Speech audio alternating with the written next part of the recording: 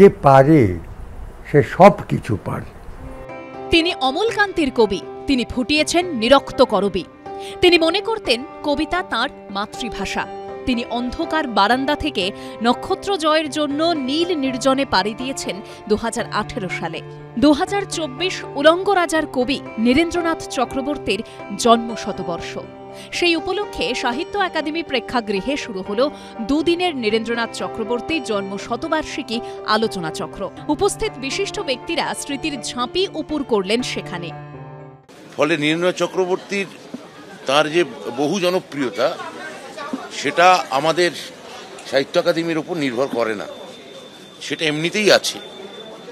আমরা তাকে আজকে স্মরণ করলাম, কেননা তিনি স্মরণীয় বলে, এবং তার কাব্য বা তার সাহিত্য, তার সম্পাদনা, তার সাংবাদিকতা, তার লেখালেখি সব মিলিয়ে তিনি একজন প্রায় মিথ।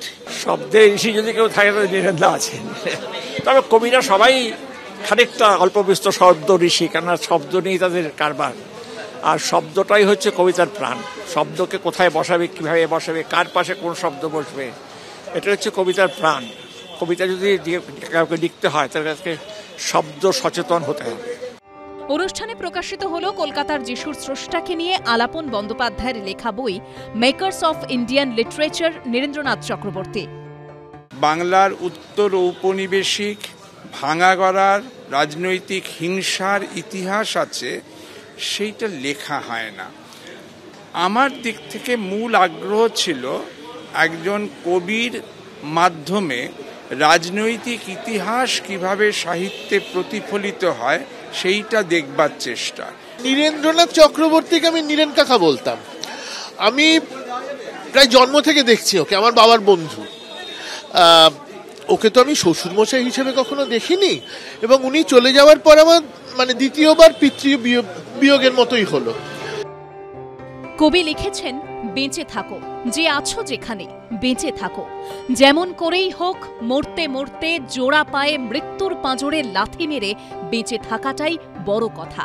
শুধু স্মৃতিতে নয়, তাঁর সৃষ্টিতে চিরকাল বেঁচে থাকবেন নীরেন্দ্রনাথ চক্রবর্তী। রুমা পালের রিপোর্ট, এবিপি আনন্দ, কলকাতা।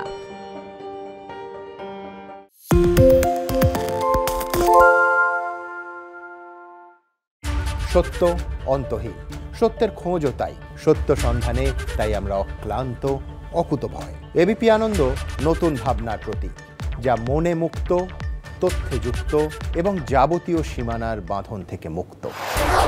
সীমা না শব্দটির মধ্যে লুকিয়ে আছে মানা শব্দটি, যেন চোখ রাঙানি এক অদৃশ্য বেড়াজাল, যা আটকে রাখে আমাদের এক ছোট্ট গণ্ডির মধ্যে।